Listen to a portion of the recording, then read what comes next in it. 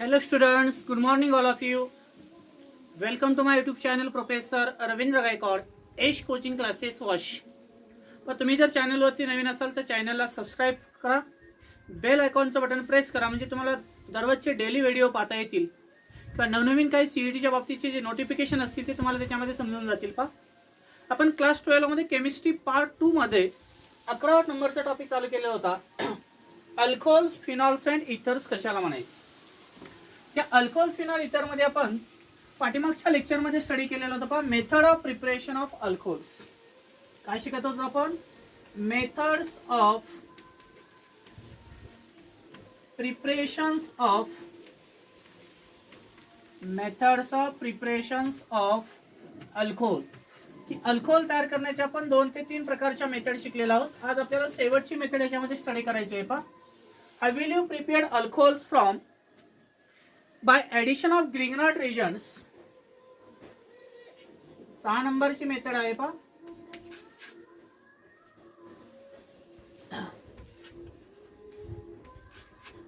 Bye addition of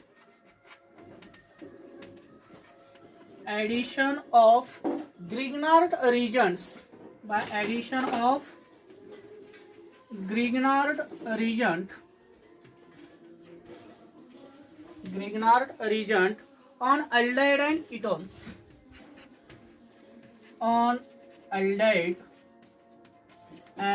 ketones. की जर आपल्याला ग्रिग्नार्ड रिजनचा फॉर्म्युला सुरुवातीला माहित पाहिजे आणि ग्रिग्नार्ड रिजनची रिएक्शन जर आपण अल्डेहाइड आणि कीटोनवर केली तर त्याच्यापासून आपल्याला काय तयार करायचं? अल्कोहोल्स. म्हणजे इनिशियल स्टेजला तुम्हाला अल्कोहोलचा फॉर्म्युला माहित आहे. काय असतो? ROH. ग्रिग्नार्ड रिजन कसा तयार होतो हे तुम्ही 11वी मध्ये शिकलेला आहात. त्याच्यामध्ये RMgX अल्किल मॅग्नेशियम हलाइड्स. काय म्हणायच्याला?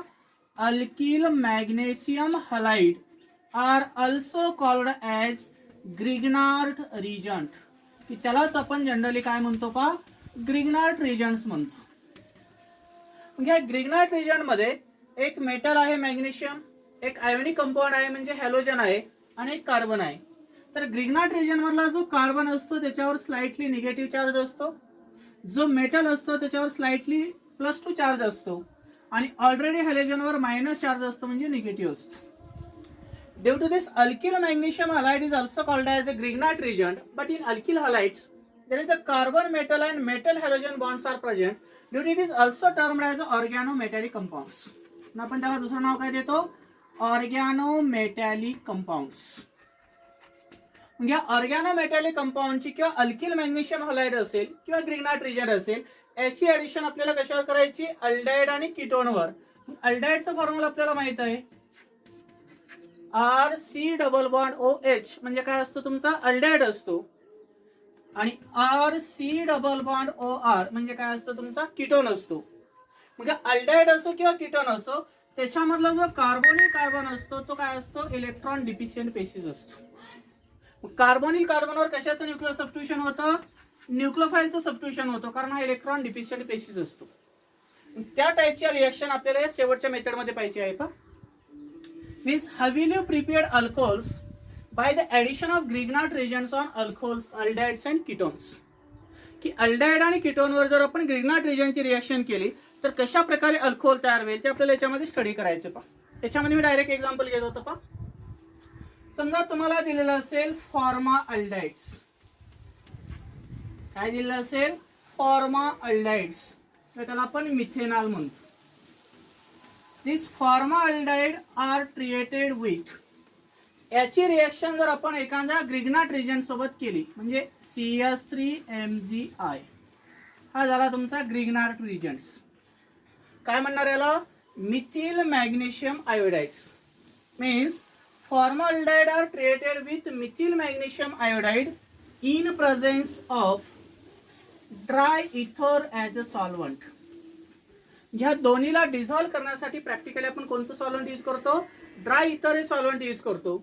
त्यावेळेस याच्यामधला जो CH3 आहे तो कशाचे कार्य करेल? न्यूक्लियोफाईलचं कार्य करेल आणि हा कार्बोनिल कार्बनवर बॉन्ड अटॅक करेल.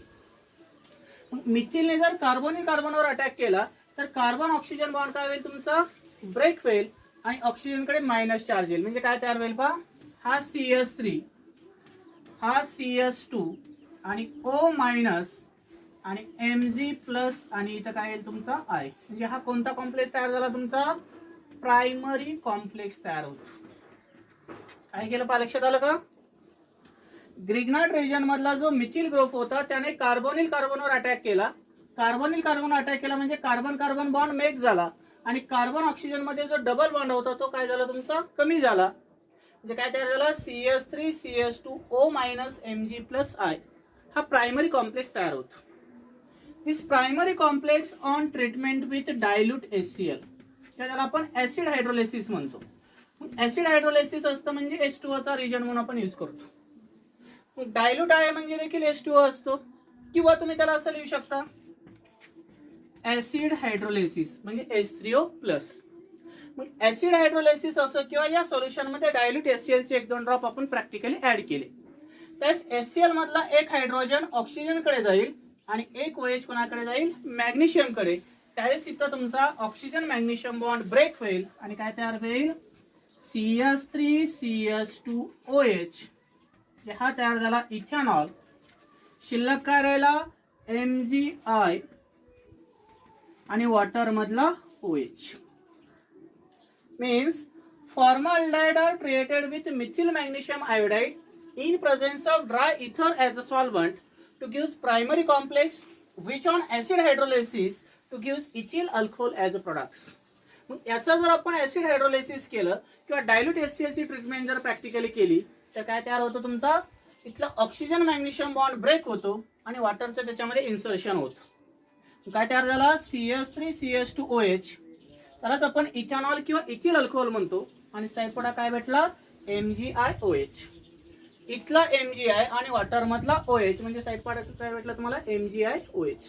स्क्रीनशॉट काढून घ्यायचा.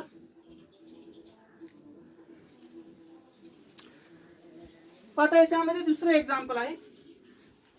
हे झालं फॉर्माल्डिहाइड पासून आपण प्रायमरी अल्कोहोल तयार केला.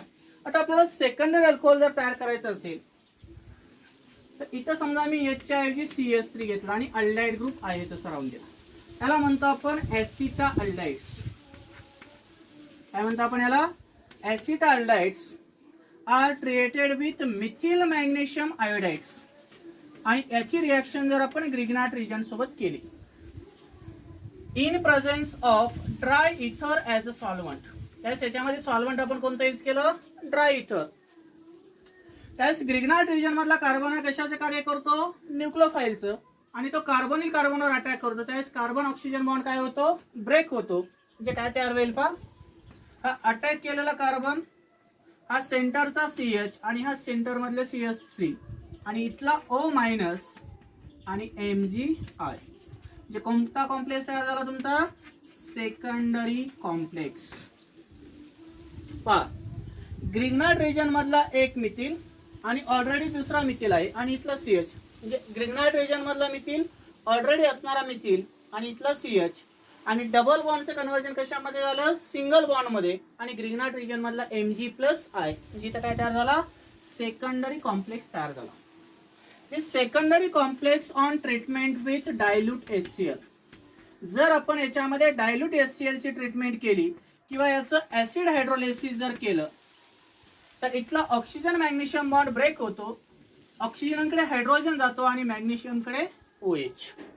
काय तयार होईल पहा, CS3 CH O चं कन्व्हर्जन OH मध्ये होईल आणि MgI चं कन्व्हर्जन कशामध्ये होतं, MgI OH मध्ये. म्हणजे इथं काय तयार झालं तुमचा, सेकंडरी प्रोपिल अल्कोहोल.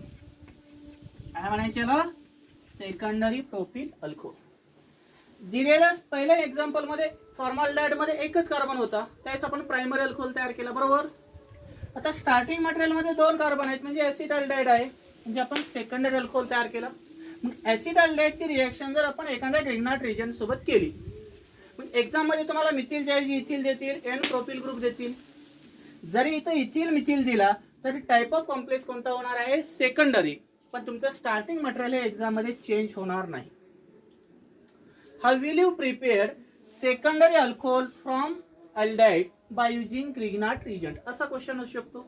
किंवा how will you prepared primary alcohols from formaldehydes by using Grignard reagent. फक्त तुम्हाला ग्रिग्नार्ड रिजंट एक्झाम मध्ये चेंज झालेला दिसतो. फॉर्मल्डिहाइड असेल तर प्रायमरी कॉम्प्लेक्स तयार होतो आणि प्रायमरी कॉम्प्लेक्सचा हायड्रोलायसिस केलं तर प्रायमरी अल्कोहोल कोणता तयार झाला? Ethyl alcohol. बरोबर. ऍसिटाल्डिहाइडची रिएक्शन जर ग्रिग्नार्ड रिजंट सोबत केली तर सेकंडरी कॉम्प्लेक्स ऑब्टेन होतो आणि सेकंडरी कॉम्प्लेक्सचं हायड्रोलायसिस केलं तर काय तयार होतं? तुमचा सेकंडरी प्रोपिल अल्कोहोल तयार होतो. स्क्रीनशॉट काढून घ्या.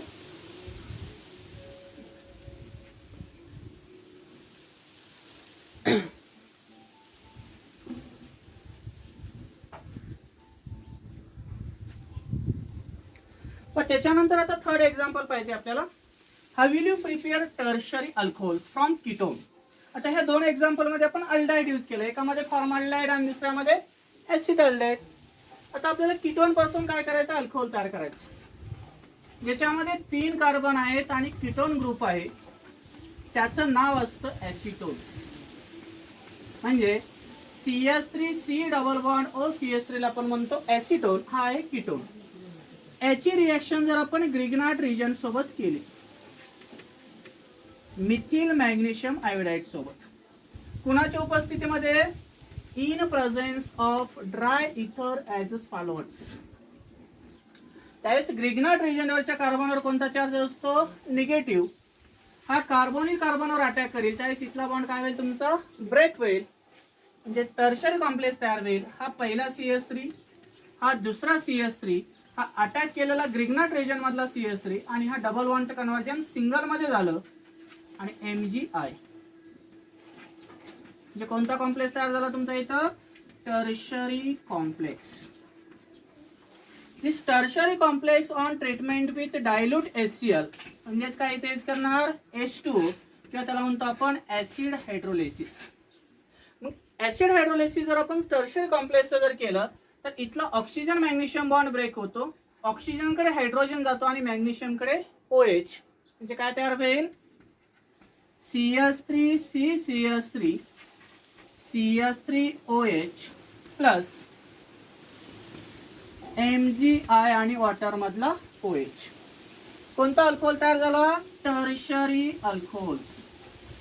आणि कसला टर्शरी अल्कोहोल? टर्शरी ब्युटील अल्कोहोल तयार झाला. पहा, सुरुवातीच्या एक्झाम्पल मध्ये फॉर्मल्डिहाइड मध्ये एकच कार्बन होता, प्रायमरी अल्कोहोल तयार केला. ऍसिटाल्डिहाइड मध्ये 2 कार्बन होते, सेकंडरी अल्कोहोल तयार केला. आता ऍसिटोन मध्ये 3 कार्बन आहेत म्हणून आपण कोणता अल्कोहोल तयार केला? टर्शरी. म्हणजे हे तिन्ही एक्झाम्पल मधले जे स्टार्टिंग मटेरियल आहे ते एक्झाम मध्ये चेंज होत नाहीत. आणि ह्या रिएक्शन 12व्या टॉपिक मध्ये आहे, या टॉपिक्स पण मध्ये आहे. म्हणजे याच्यावर 2 मार्काला फिक्स क्वेश्चन असतो आणि त्याच्यामध्ये हे एक्झाम्पल चेंज होत नाहीत. फक्त काय चेंज होणार आहे? ग्रिग्नार्ड रिजन मधला R ग्रुप.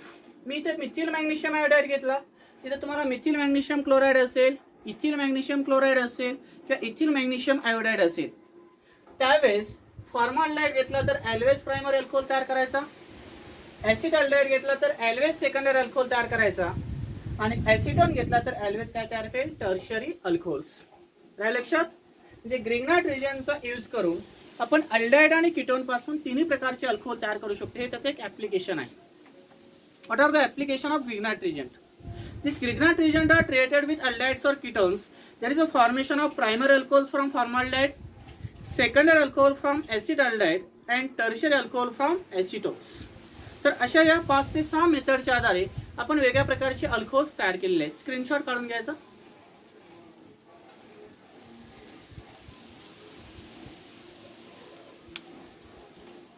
तर हे झालं तुमच्या method of preparation of alcohols. पहिली मेथड पाहिली, alcohol can be prepared from alkyl halides. त्याच्यामध्ये ॲक्वियस NaOH, ॲक्वियस KOH आणि सिल्वर ऑक्साईडचा यूज केला, मॉइस्ट सिल्वर ऑक्साईडचा. दुसरी मेथड पाहिली by acid catalysed hydration of alkenes. तिसऱ्या मेथडमध्ये आपण हायड्रोबोरेशन ऑक्सिडेशन रिएक्शनचा स्टडी केला. चौथ्या मेथडमध्ये आपण रिडक्शन ऑफ अल्डिहाइड आणि कीटोनचा स्टडी केला. आणि या शेवटच्या मेथडमध्ये आपण कशाचा यूज केलेला आहे? ग्रिग्नार्ड रिजनचा यूज करून काय तयार केला? अल्कोहोल्स तयार केला. आता याच्यामध्ये पहा, नेक्स्ट पॉइंट आहे महत्वाचा 1 मार्काचा. What are the physical properties of alcohols? What are the physical properties of alcohols? Physical properties of alcohol, की अल्कोहोल हा प्रॅक्टिकली आपण कशा प्रकारे फिजिकली ओळखू शकतो, त्याचे भौतिक गुणधर्म कोणकोणते आहेत. How to identify the given bottle containing solution or the alcoholic solution, की तुम्ही लॅबमध्ये ज्यावेळेस प्रॅक्टिकल तयार करत असतात किंवा एखादं प्रॅक्टिकल करत असतात त्यावेळेस दिलेल्या सोल्युशनमध्ये हे अल्कोहोलिकच सोल्युशन आहे हे आपल्याला ऑब्झर्वेशननुसार कसं ओळखायचं त्याचा स्टडी आपल्याला पॉईंट्समध्ये करायचा आहे. What are the physical properties of alcohols, की अल्कोहोल आयडेंटिफाय करण्याच्या कोणकोणत्या प्रकारच्या फिजिकल प्रॉपर्टीज आहेत. तर त्याच्यामध्ये सगळ्यात महत्त्वाची प्रॉपर्टी आहे nature of intermolecular forces. Nature of intermolecular forces. Nature of intermolecular forces, की दिलेल्या अल्कोहोल मॉलिक्यूल मध्ये इंटरमॉलिक्युलर फोर्सेसचं नेचर काय असायला पाहिजे. त्याच्यामध्ये लक्षात राहू द्या की जे काही अल्कोहोल असणार आहे those alcohol molecule are very polar molecules. Means most of the alcohols are very polar in nature. Very polar in nature, की जे काही अल्कोहोल मॉलिक्यूल असतात ते मोर पोलार असतात because there is a presence of hydroxyl group. की alcohol मध्ये hydroxyl group present असल्यामुळे सर्व अल्कोहोल हे जनरली मोर पोलार असतात. Means generally alcohols are very polar molecule due to presence of hydroxyl group, की त्याच्यामध्ये OH group present असल्यामुळे, कारण आपल्याला अल्कोहोलचा फॉर्म्युला माहिती आहे काय असतो, ROH. R असतो म्हणजे कार्बन आणि O आहे म्हणजे ऑक्सिजन. त्याच्यावर प्लस चार्ज असतो याच्यावर मायनस, म्हणजे इथं डायपोल तयार होतात. बरोबर, डायपोल आहे म्हणजे तो मॉलिक्यूल कसा असतो, पोलार असतो. नेचर ऑफ इंटरमॉलिक्युलर फोर्सेस मध्ये आपण फर्स्ट पॉइंट कम्पेअर करू शकतो. Most of the alcohols are more polar in nature due to presence of OH group in their molecule. की अल्कोहोल मॉलिक्यूल मध्ये हायड्रॉक्सिल ग्रुप प्रेझेंट असल्यामुळे त्याचं जे नेचर आहे ते नेचर कसं असतं, मोर पोलार नेचर आहे. आता हे पोलार नेचर कशामुळे असणार आहे, the polar OH groups are held together by the strong intermolecular hydrogen bonding. की त्यांच्यामध्ये इंटरमॉलिक्युलर हायड्रोजन बॉन्डिंग प्रेझेंट असल्यामुळे, समजा हा पहिला अल्कोहोल मॉलिक्यूल आहे आणि हा दुसरा अल्कोहोल मॉलिक्यूल आहे.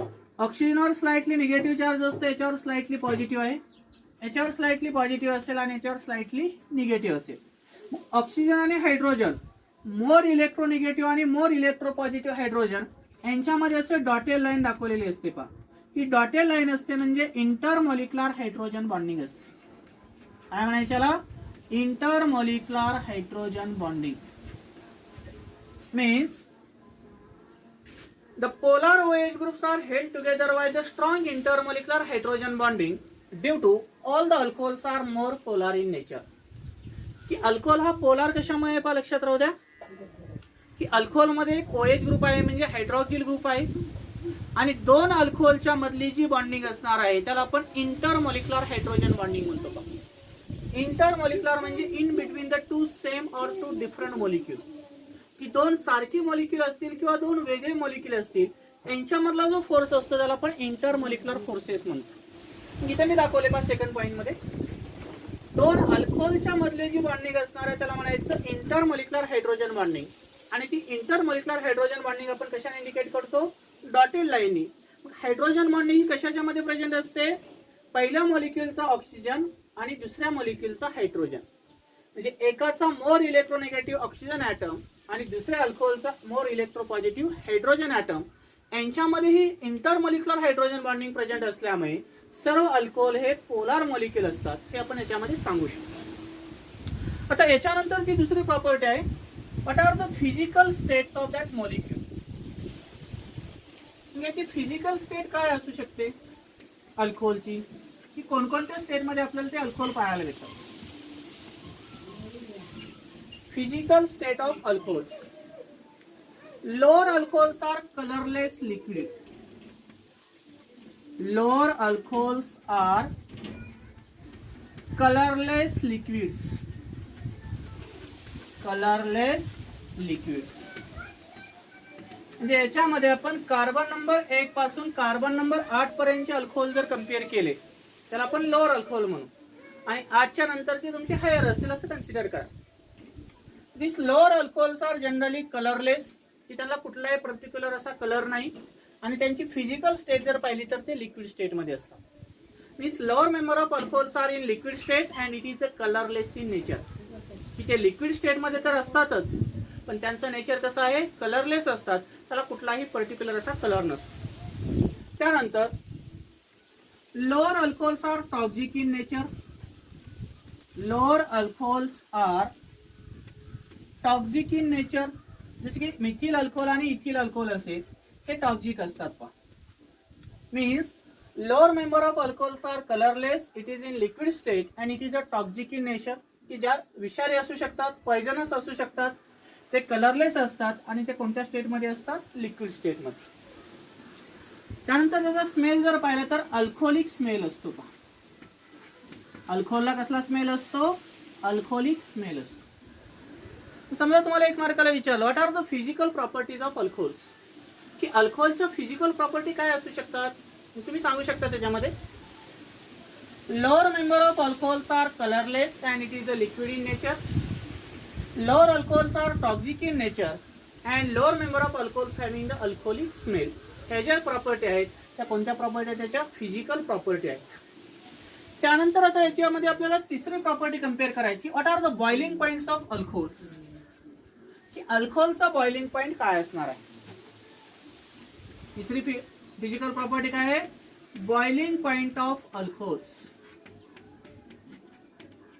Boiling point of alcohol. अल्कोहोलचा बॉइलिंग पॉइंट जर आपल्याला कम्पेअर करायचा असेल तर काय सांगता येईल. पहा, the boiling point of alcohol are increases with increase in their molecular mass. The boiling point of alcohols are increases. Boiling point of alcohol are increases with increase in their molecular mass. Increase in their molecular mass. जसजसं त्याच्या molecular mass वाढत जाईल तसतसा त्या मॉलिक्युलचा boiling point तुम्हाला increase झालेला दिसतो. Means the boiling point of alcohols are increases with increase in molecular mass. जर कार्बनची संख्या वाढत गेली त्या कंपाऊंड्स मध्ये तर मॉलिक्युलर मास वाढणार आहे, बरोबर. एक कार्बन, नंतर 2, नंतर 3, नंतर 4. कार्बनची संख्या वाढत गेली म्हणजे मॉलिक्युलर मास वाढत जातं आणि मॉलिक्युलर मास वाढलं म्हणजे त्याला रिक्वायर्ड टेम्परेचर जे लागणार आहे ब्रेकिंगसाठी, ते ब्रेक करण्यासाठी रिक्वायर्ड टेम्परेचर कसं लागेल, जास्त लागेल. Means the boiling point of alcohols are increases with increase in their molecular mass. की मॉलिक्युलर मास वाढलं की त्याचा बॉइलिंग पॉइंट तुम्हाला इन्क्रीज झालेला दिसतो. Because increase in their van der Waals forces. की त्याच्यामध्ये असणारा जो वंडरवॉल फोर्स आहे, this van der Waals forces is also increases. If van der Waals forces are increases their boiling point is also increases. जर त्याच्यामधला वंडरवॉल फोर्स वाढत गेला तर त्या मॉलिक्युलचा बॉइलिंग पॉइंट वाढतोय आपण सांगू शकतो. फॉर एक्झाम्पल जर पाहिलं, समजा तुमच्याकडे असेल मिथिल अल्कोहोल. मिथिल अल्कोहोलचा बॉइलिंग पॉइंट जर पाहिला तर 65 डिग्री सेल्सिअस असतो. तुमच्याकडे असेल इथिल अल्कोहोल. काय असेल तुमच्याकडे, इथिल अल्कोहोल. इथे कार्बनची संख्या 1 होती तर आता कार्बनची संख्या 2 आहे. इथं बॉइलिंग पॉइंट तुम्हाला थोडासा इन्क्रीज झालेला दिसतो, 78 डिग्री सेल्सिअस आहे. नंतर तुमच्याकडे दिलेलं असेल एन प्रोपिल अल्कोहोल. काय दिलेलं असेल, एन प्रोपिल अल्कोहोल. आता इथे कार्बनची संख्या 3 आहे म्हणजे बॉइलिंग पॉइंट या दोघांपेक्षा इथं कसं असेल, जास्त असेल. म्हणजे आपण काय सांगू शकतो पा स्ट्रेट चेन कंपाऊंड मध्ये, if number of carbon atom are increases their van der Waals force is also increases due to their boiling point is also increases. जर दिलेल्या होमोलॉगस सिरीज मध्ये कार्बनची संख्या जर वाढत गेली तर त्याच्यामधला वंडरवॉल फोर्स इन्क्रीज होतो आणि वंडरवॉल फोर्स इन्क्रीज झाला म्हणजे मॉलिक्युलर मास वाढतं आणि मॉलिक्युलर मास वाढलं की त्याचा बॉइलिंग पॉइंट काय होतो, इन्क्रीज झालेला दिसतो. हे आपण इथं सांगू शकतो. त्यानंतर नेक्स्ट प्रॉपर्टी आपण काय सांगू शकतो पहा याच्यामध्ये, the boiling points are decreases with increase in branching of the carbon chain. The boiling points are decreases, boiling points are decreases with increase in branching, with increase in branching. जर दिलेल्या molecule मध्ये जर branching वाढत गेली carbon chain मध्ये तर त्याचा boiling point हा कमी होतो. आणि दिलेल्या कंपाऊंड मध्ये स्ट्रेट चेनची कार्बन वाढत गेली की बॉइलिंग पॉइंट वाढला. पण दिलेल्या कंपाऊंड मध्ये कार्बन वाढले पण ब्रँचिंग वाढत गेली त्याबरोबर, तर त्यावेळेस त्याचा बॉइलिंग पॉईंट कमी होतो. म्हणजे वंडरऑल फोर्स जो असणारा काय होतं, त्याचा सरफेस एरिया कमी होतो. समजा एक उंच अशोकाचं झाड आहे आणि एक आंब्याचं झाड आहे. अशोकाचं झाड हे सरळ गेलेलं असतं बरोबर, म्हणजे तो कंपाऊंड कसा असतो, स्ट्रेट चेन असतो, त्याला आपल्याला तोडणं सोपं जातं बरोबर. पण टेम्परेचर कसं लागणार आहे, जास्त लागणार आहे. पण आंब्याचं झाड आहे त्याला एकापेक्षा जास्त ब्रँचेस असतील, त्या सर्व ब्रँचेस तोडण्यासाठी आपल्याला टेम्परेचर कसं लागणार आहे, कमी लागणार आहे, कारण छोटे छोटे ब्रँच असणार आहे. तशाच प्रकारची कंडिशन आहेत. जर एखादा कंपाऊंड स्ट्रेट चेन असेल तर त्याला रिक्वायर्ड टेम्परेचर हे जास्त लागतं, आणि एखादा कंपाऊंड जर ब्रँचिंग मध्ये असेल तर त्याला रिक्वायर्ड टेम्परेचर हे कमी लागत असतं. Means if branching are increases their boiling point is also decreases. जर ब्रँचिंग वाढलं तर त्याचा बॉइलिंग पॉईंट काय होत असतो, कमी होत असतो. समजा तुमच्याकडे एक्झाम्पल दिलेलं असेल आयसोब्युटिल अल्कोहोल्स, CH3 CH3 CH2OH. समजा हा आयसोब्युटिल अल्कोहोल आहे. याच्यामध्ये ब्रँचिंग मध्ये काय आहे, फक्त एकच मिथिल ग्रुप आहे. याचा बॉइलिंग पॉईंट असतो 108 डिग्री सेल्सिअस. आणि तुमचा दुसरा कंपाऊंड आहे तुमच्याकडे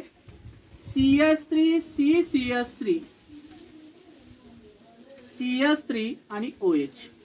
टर्शरी ब्युटिल अल्कोहोल आहे. तुमच्याकडे ब्रँचिंग मध्ये दोन घटक आहेत. याचा बॉइलिंग पॉईंट जर पाहिला तर तो असतो साधारण 83 डिग्री सेल्सिअस. इथं ब्रँचिंग मध्ये किती होता, फक्त एकच मिथिल ग्रुप होता. इथं ब्रँचिंग मध्ये OH आहे आणि एक मिथिल आहे, म्हणजे दोन ब्रँचिंग आहेत. If branching are increases their surface area are decreases due to their boiling point is also decreases. जर ब्रँचिंग त्या मॉलिक्युल मधली वाढत गेली तर वंडरऑल सरफेस जो असणार आहे किंवा ज्याला आपण सरफेस एरिया म्हणू, तो सरफेस एरिया कमी होतो. आणि सरफेस एरिया कमी झाला म्हणजे त्याला रिक्वायर्ड टेम्परेचर ब्रेक करण्यासाठी कमी लागतं. म्हणून इथे एक पॉईंट महत्त्वाचा लक्षात राहू द्या. In straight chain alcohols, van der Waals forces are increases due to their boiling point is also increases. But in branched chain alcohols, their van der Waals forces are decreases due to their boiling point is also decreases. Screenshot काढून घ्यायचा.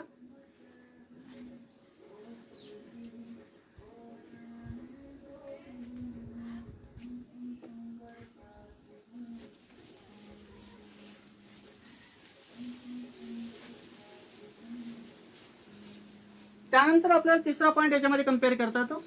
The OH group in alcohols are involved in intermolecular hydrogen bonding. की alcohol मध्ये जो OH group असतो त्याच्यामध्ये intermolecular hydrogen bonding असते, आणि त्या इंटरमॉलिक्युलर हायड्रोजन बॉन्डिंग मध्ये देखील आपल्याला त्याचा जो बॉइलिंग पॉईंट आहे तो इन्क्रीज झालेला दिसतो. The boiling point of alcohols are higher in comparison to the hydrocarbons, ether, haloalkanes, haloarenes as compare to their molecular masses. जर आपण याच्यामध्ये अल्कोहोलचा बॉइलिंग पॉइंट हा boiling point of alcohols are compared with hydrocarbons, त्यानंतर तुमचे इथर असतील,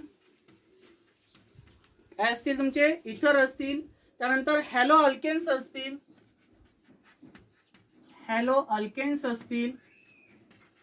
किंवा हॅलो अरिन्स असतील ज्यांचं मॉलिक्युलर मास सेम आहे. समजा अल्कोहोलचं मॉलिक्युलर मास सेम असेल, हायड्रोकार्बनचं मॉलिक्युलर मास सेम असेल, इथरचं मॉलिक्युलर मास सेम असेल, हॅलो अल्केनचं आणि हॅलो अरिनचं, तर याच्यामध्ये जर आपण बॉइलिंग पॉईंट कंपेअर केला, this boiling point is higher in alcohols than the hydrocarbons, ethers, haloalkanes and haloarenes. की या चारीपेक्षा सगळ्यात जास्त बॉइलिंग पॉईंट हा कशामध्ये असतो, तुमच्या अल्कोहोलमध्ये. कन्सिडर करा, तुम्हाला अल्कोहोलचा फंक्शनल ग्रुप माहित आहे ROH, इथरचा फंक्शनल ग्रुप माहित आहे ROR', हॅलो अल्केनचा फंक्शनल ग्रुप माहित आहे किंवा हॅलो अरिनचा, बेंझिनला X ग्रुप असतो. हॅलो अल्केनचा फंक्शनल ग्रुप माहित आहे RH आणि अल्केनचा फंक्शनल ग्रुप माहित आहे RH. हा कशाचा आहे, अल्कोहोलचा, हा इथरचा, हा हॅलो अरिनचा, हा अल्किल हलाइडचा आणि हा अल्केनचा आहे. Means the boiling point is higher in alcohol than the ether, than the haloarenes, than the alkyl halides and alkanes, because in alcohols intermolecular hydrogen bondings are present. की अल्कोहोल मध्ये intermolecular hydrogen bonding present असल्यामुळे त्याला required करण्यासाठी, break करण्यासाठी जे temperature लागणार आहे, required temperature ते सगळ्यात जास्त लागतं. अल्कोहोलचा बॉइलिंग पॉईंट हा अदर कंपाऊंड पेक्षा कसं असतो, जास्त असतो हे आपण सांगू शकतो. राहील लक्षात? कारण इकडं ऑक्सिजन आहे पण OH बॉन्डिंग आहे का? नाही. इथं ऑक्सिजन अब्सेन्स आहे, इथं ऑक्सिजन अब्सेन्स आहे, इथं तर ऑक्सिजनच नाही, हायड्रोजन आणि कार्बन आहे. सगळ्यात कमी बॉइलिंग पॉईंट हा हायड्रोकार्बनचा असतो आणि सगळ्यात जास्त आहे अल्कोहोल्स. कारण अल्कोहोलमध्ये इंटरमॉलिक्युलर हायड्रोजन बॉन्डिंग प्रेझेंट असल्यामुळे अल्कोहोलचा इथरपेक्षा सगळ्यात जास्त बॉइलिंग पॉईंट आहे, इथरचा हॅलोअरिनपेक्षा सगळ्यात जास्त आहे, हॅलोअरिनचा अल्किल हलाइडपेक्षा सगळ्यात जास्त आहे आणि सगळ्यात कमी कोणाचा बॉइलिंग पॉईंट आहे, अल्किल हलाइड्स. मग याच्यामध्ये तुम्हाला एक एक्झाम्पल दिलेलं आहे पहा. समजा तुमच्याकडे दिलेला असेल CS3 CS2OH, काय दिलेलं आहे, इथिल अल्कोहोल दिलेला आहे. दुसरा असेल तुमच्याकडे इथर असेल, डायमिथिल इथर. दुसरा काय असेल तुमच्याकडे, डायमिथिल इथर असेल. आणि तिसरा कंपाऊंड आहे तुमच्याकडे प्रोपेन. तिसरा कंपाऊंड काय आहे तुमच्याकडे, प्रोपेन. याचं जर आपण मॉलिक्युलर मास कम्पेअर केलं तर याचं 46 आहे. याचं मॉलिक्युलर मास जर आपण कम्पेअर केलं तर याचं देखील 46 भरतं आणि याचं मॉलिक्युलर मास जर कम्पेअर केलं तर याचं 44 भरतं, म्हणजे जवळपास सारखं आहे. पहिला काय घेतला मी, इथिल अल्कोहोल म्हणजे अल्कोहोल आहे. दुसरा घेतला मी डायमिथिल इथर म्हणजे इथर आहे. आणि तिसरा घेतला मी अल्केन म्हणजे प्रोपेन आहे. ह्या तिन्ही कंपाऊंडचं मॉलिक्युलर मास जर आपण कम्पेअर केलं तर जवळपास सेम आहे. पहिल्याचं 46 आहे मॉलिक्युलर वेट, दुसऱ्याचं 46 आहे आणि तिसऱ्याचं 44 आहे. But according to intermolecular hydrogen bonding नुसार कोणाचा बॉइलिंग पॉईंट जास्त पाहिजे, अल्कोहोलचा, नंतर इथरचा आणि सगळ्यात कमी कोणाचा पाहिजे, अल्केन्स. मग इथं जर आपण कम्पेअर केला याचा बॉइलिंग पॉईंट तर याचा असतो 351 केल्विन साधारण. त्यानंतर इथर मध्ये जर कम्पेअर केला तर याचा बॉइलिंग पॉईंट असतो 248 केल्विन आणि सगळ्यात कमी बॉइलिंग पॉईंट कोणाचा असेल, हायड्रोकार्बनचा, तो असतो 231 केल्विन. आता पहा याच्यामध्ये काय ऑब्झर्वेशन करता येतं आपल्याला. अल्कोहोल मध्ये OH ग्रुप आहे म्हणजे हायड्रोजन बॉन्डिंग प्रेझेंट आहे. इथर मध्ये ऑक्सिजन आहे म्हणजे हायड्रोजन बॉन्डिंग अब्सेन्स आहे. इथं तर ऑक्सिजन ऍटमच नाही म्हणजे पूर्णपणे तिथं हायड्रोजन बॉन्डिंग आहे, अब्सेन्स आहे. ज्या कंपाऊंड मध्ये हायड्रोजन बॉन्डिंग आहे त्याला रिक्वायर्ड टेम्परेचर ब्रेक करण्यासाठी जास्त लागतं, मग त्याचा बॉइलिंग पॉईंट हा जास्त असतो. नंतर इथरचा अल्कोहोल पेक्षा सगळ्यात कमी असेल आणि ह्या दोघांपेक्षा सगळ्यात कमी कोणाचा असतो, हायड्रोकार्बनचा. तर ही एक प्रॉपर्टी याच्यामध्ये महत्वाची लक्षात राहू द्या, स्क्रीनशॉट काढून घ्या.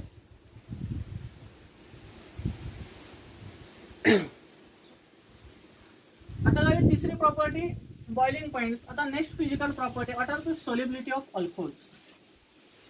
अल्कोहोलची सोल्युबिलिटी आपण कशा प्रकारे आयडेंटिफाय करू शकतो. नेक्स्ट प्रॉपर्टी आहे सोल्युबिलिटी. अल्कोहोल हा कशामध्ये सोल्युबल असू शकतो. Solubility of alcohol in water is due to their ability to form hydrogen bonds with water molecules. Means all the alcohols are soluble in water. सर्व alcohol हे पाण्यामध्ये soluble असतात म्हणजे मिक्स होतात पहा.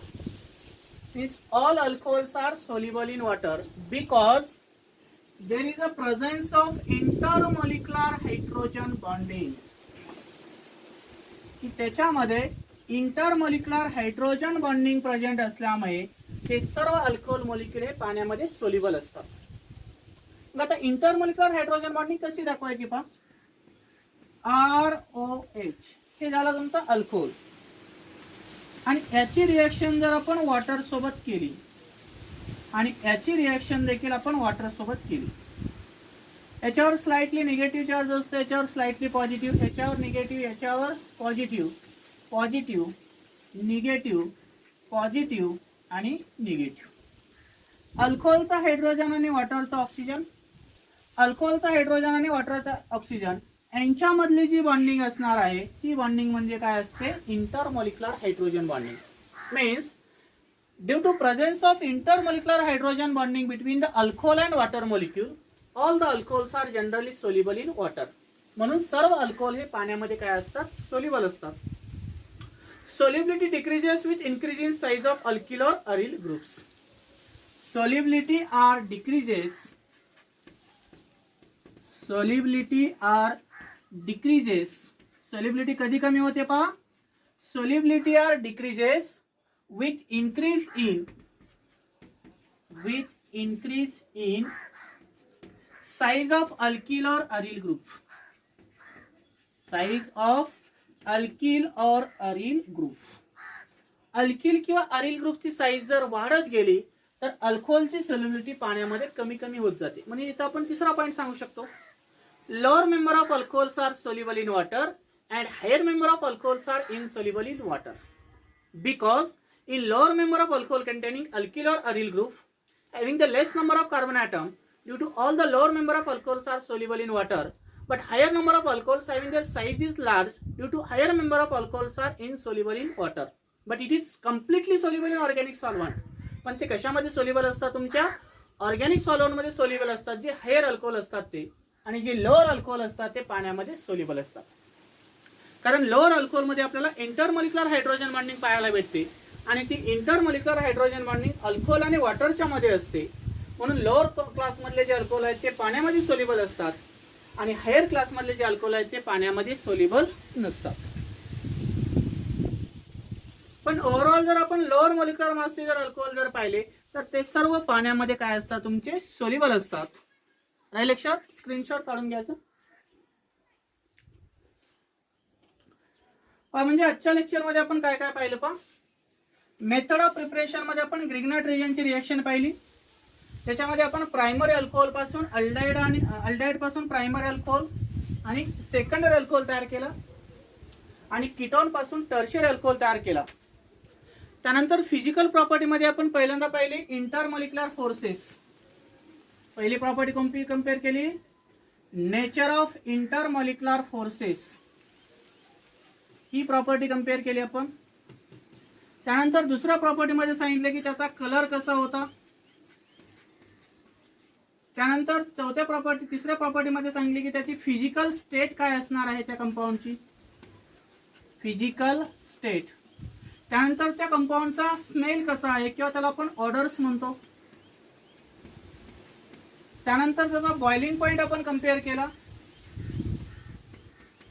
आणि बॉइलिंग पॉइंट नंतर आपण त्याची सोल्युबिलिटी कंपेअर केली.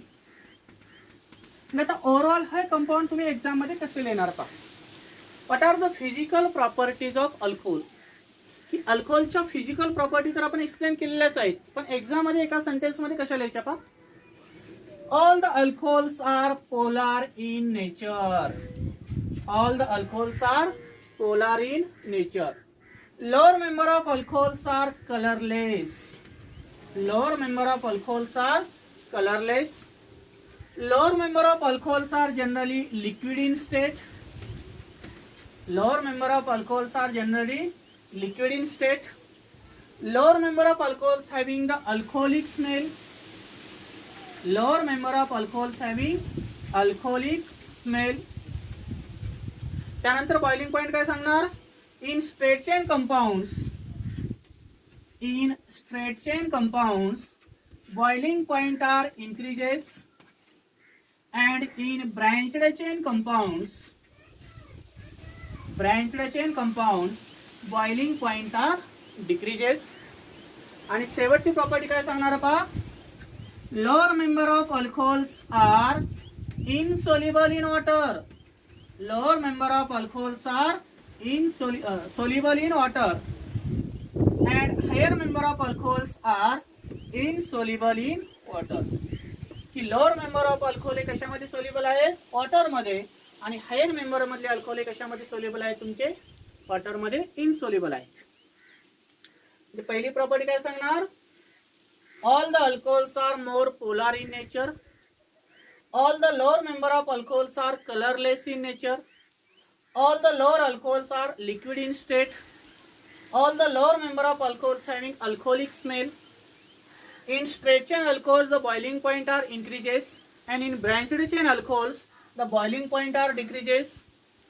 Lower member of alcohols are soluble in water, and higher member of alcohols are insoluble in water. तर ह्या प्रकारे तुम्ही एक्झाम मध्ये या प्रॉपर्टी लिहू शकता.